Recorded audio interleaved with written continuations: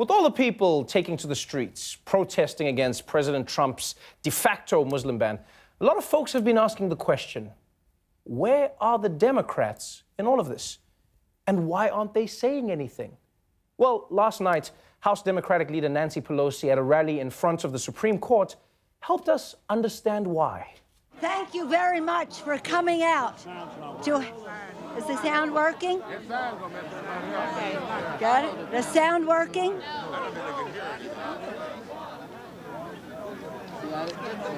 I can hear you. Can you hear us? Can you hear now? No, that doesn't do any good. Does this work better? No. As staff, sound people, shall we sing This Land Is Your Land again until they get the sound working? This land is yours. This land is your land. This land is my land. We are so now. This is a nightmare. Is this thing working? Is it? I'm talking about democracy as a whole. Is it working? No? I didn't think so. But yo, guys, that was a powerful address. It really was. It reminded me of Martin Luther King's "I have a bad mic" speech. I bet Mariah Carey was like, "Yeah, Nancy, now try it on New Year's Eve. It's not so easy, is it? I don't see you laughing now." Can I be honest, though? It's moments like this that make me miss Obama, you know? Because, I get the song, but it's all folksy. Like, remember when Obama would break into song? It was way cooler than that. Like, if Obama's mic went out, he'd sing Remix to Ignition or something like that, you know? And you know what made this Nancy Pelosi thing even worse? The reaction from some of the people who were standing there with her. Is the sound working? Good. The sound working?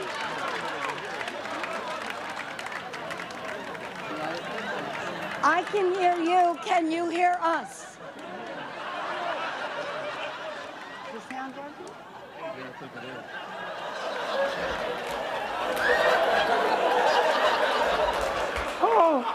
Oh man, I'm sorry. I shouldn't be laughing. I'm sorry. It's rude of me to make fun of the Democrats before giving the president a chance.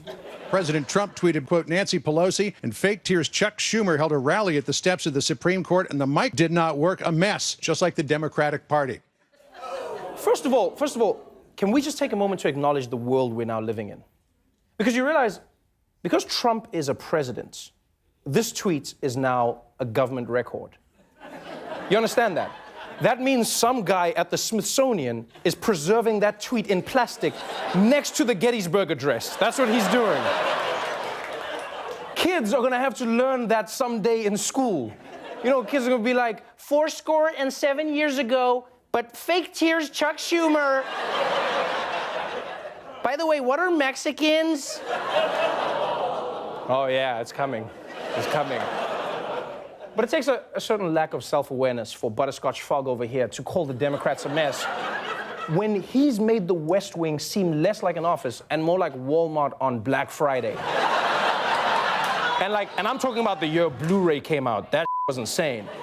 Like, the Donald is the last person who should be calling anyone's situation a mess, considering every single day of his administration has been a cluster. Inauguration lies, popular vote conspiracies, cardboard cake, forgetting to mention the Jews on Holocaust Remembrance Day. And then this weekend, the disastrous implementation of his immigration and refugee ban. Well, disastrous is one description of it. Another way you could put it is... It's working out very nicely. You see it at the airports, you see it all over. It's working out very nicely. Okay, now either Trump's out of touch, or he's just managing our expectations. He's like, oh no, trust me, this worked way better than I thought it would. Trust me, folks, these are the good times. Remember these times, okay? These are the good times. I actually feel like the next 4 years of Trump is gonna be him and his people saying one thing and us saying, we have eyes. That order signed Friday, leading to instant chaos and confusion at airports, at home, and around the world. Protests erupted at airports all across the country. It caught the Department of Homeland Security, State Department, and Customs and Border Patrol flat-footed. How do you see that? How do you see that and think everything's okay? How?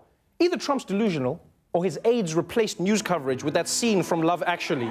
That's all he's watching every day. Because that is not what we've been living through. I'll tell you that now. This entire thing has been a mess. And it's an unnecessary mess, by the way. A completely unnecessary mess. It's like Trump and his team weren't even trying to make this thing work. There are reports that before signing the executive order, Trump blew off getting any legal advice from the Departments of Justice, State, Defense, or the National Security Council, or even Siri. Just ask Siri. I bet she would have said, "You want to do what? Bitch, you crazy." Anyone would have told you if you just asked them.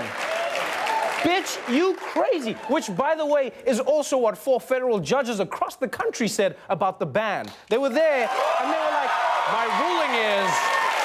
my ruling is, bitch, you crazy. Although they probably did it in Latin. They were like, res ipsa loquitur, bitch. And last night, the cluster crescendoed.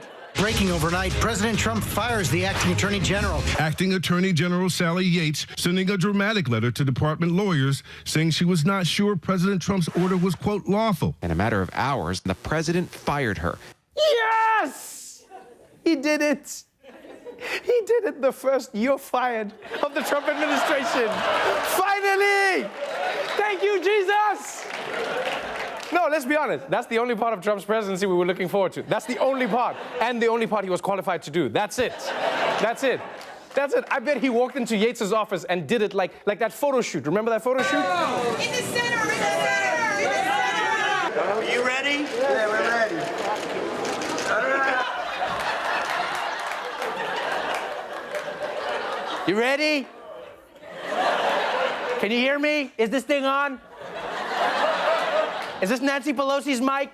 I still don't understand why he does it silently. But he did, that's him. You're fired! Please tell me that's exactly how he did it. Sally Yates was told by hand-delivered letter that Trump was dismissing her.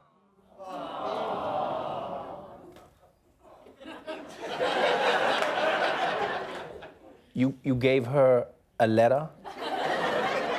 The "you're fired" guy dismissed someone by letter? Donald Trump, that's your thing. That's like if Arnold Schwarzenegger was leaving and he was like, farewell. That's your thing. Donald Trump firing people was the only thing we were looking forward to in a Trump presidency. I bet there's some Trump voters who only voted for that issue. Yeah, some voters out there are like, screw this, bring in Mike Pence. That's the only reason I voted. Well, I don't know about you. That's why I voted illegally. That's the only reason I voted. Otherwise, I would have voted for Hillary. What a waste! I could have voted for someone else. I mean, instead of being embarrassed by Sally Yates, an Obama holdover, who was leaving in a few days anyway, Trump could have instituted the ban in a few weeks, when Confederate hobbit Jeff Sessions would have been the Attorney General. Could have just waited. It's no wonder the whole thing's a mess. Trump had all of the patience of a toddler who just ate his entire birthday cake before the party. Who are you? You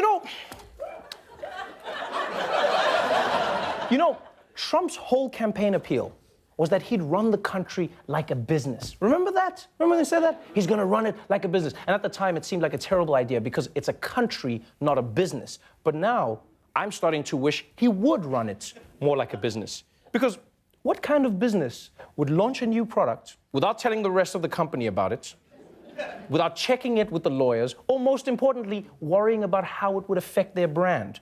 What kind of company would do that? It's not a company, although I guess Trump is, in a way, keeping his promise. He may not be running the country like a business, but he is running it like his business. Hey there, thanks for watching. If you liked that video, click here to subscribe. Just keep the mouse pointer away from my face, please. Don't, here, click here to, not my face, click here, please. Please, that looks Don't do that. That's sharp. That's sharp. Click here to subscribe.